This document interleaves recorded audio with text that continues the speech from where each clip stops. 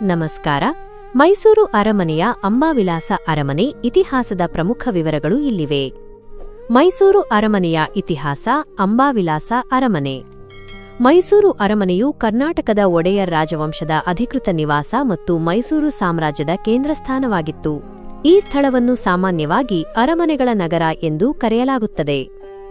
ಅರಮನೆಯ ಬೆಳವಣಿಗೆಯ ಪ್ರಮುಖ ಹಂತಗಳು. 1. ಮೂಲ ಅರಮನೆ ಮತ್ತು ಪುನರ್ನಿರ್ಮಾಣ. ಮೊದಲ ಅರಮನೆ 14ನೇ ಶತಮಾನದ ಆರಂಭದಲ್ಲಿ ಯದುರಾಯರು ಹಳೆಯ ಕೋಟೆಯೊಳಗೆ ಮೊದಲ ಅರಮನೆಯನ್ನು ನಿರ್ಮಿಸಿದರು.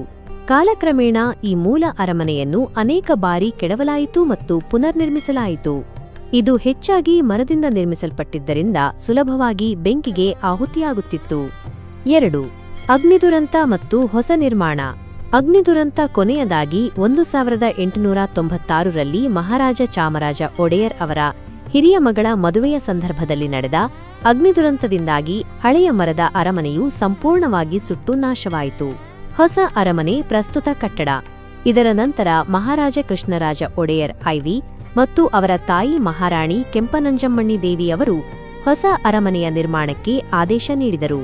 ವಾಸ್ತುಶಿಲ್ಪಿ. ಬ್ರಿಟಿಷ್ ವಾಸ್ತುಶಿಲ್ಪಿ ಹೆನ್ರಿ ಇರ್ವಿನ್ ಅವರನ್ನು ಹೊಸ ಅರಮನೆಯ ವಿನ್ಯಾಸಕ್ಕಾಗಿ ನಿಯೋಜಿಸಲಾಯಿತು. ನಿರ್ಮಾಣದ ಅವಧಿ. ನಿರ್ಮಾಣವು 1897ರಲ್ಲಿ ಪ್ರಾರಂಭವಾಗಿ 1912ರಲ್ಲಿ ಪೂರ್ಣಗೊಂಡಿತು. ಆಗ ನಿರ್ಮಾಣದ ವೆಚ್ಚ ಸುಮಾರು 41 ಲಕ್ಷ ರೂಪಾಯಿಗಳಾಗಿತ್ತು. 3. ವಾಸ್ತುಶಿಲ್ಪ ಮತ್ತು ವಿಸ್ತರಣೆ. ವಾಸ್ತುಶಿಲ್ಪ ಶೈಲಿ. ಪ್ರಸ್ತುತ ಅರಮನೆಯು ಇಂಡೋ-ಸಾರ್ಸನಿಕ್ ಶೈಲಿಯನ್ನು ಹೊಂದಿದೆ. ಇದರಲ್ಲಿ ಹಿಂದೂ, ರಜಪೂತ, ಮೊಘಲ್ ಮತ್ತು ಗೋಥಿಕ್ ವಿನ್ಯಾಸ ಶೈಲಿಗಳ ಮಿಶ್ರಣವನ್ನು ಕಾಣಬಹುದು. ವಿಸ್ತರಣೆ. ಮಹಾರಾಜ ಜಯಚಾಮರಾಜೇಂದ್ರ ಒಡೆಯರ್ ಆಳ್ವಿಕೆಯಲ್ಲಿ 1930ರಲ್ಲಿ ಸಾರ್ವಜನಿಕ ದರ್ಬಾರ್ ಹಾಲ್ ವಿಭಾಗವನ್ನು ಸೇರಿಸುವುದರ ಮೂಲಕ ಅರಮನೆಯನ್ನು ಮತ್ತಷ್ಟು ವಿಸ್ತರಿಸಲಾಯಿತು. ಪ್ರಮುಖ ಆಕರ್ಷಣೆ.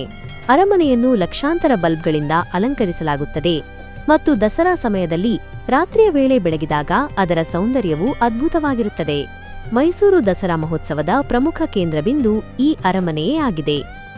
ಮೈಸೂರು ಅರಮನೆಯು ತಾಜ್ ಮಹಲ್ ನಂತರ ಭಾರತದ 2ನೇ ಅತಿ ಹೆಚ್ಚು ಪ್ರವಾಸಿಗರನ್ನು ಆಕರ್ಷಿಸುವ ಸ್ಮಾರಕವಾಗಿದೆ.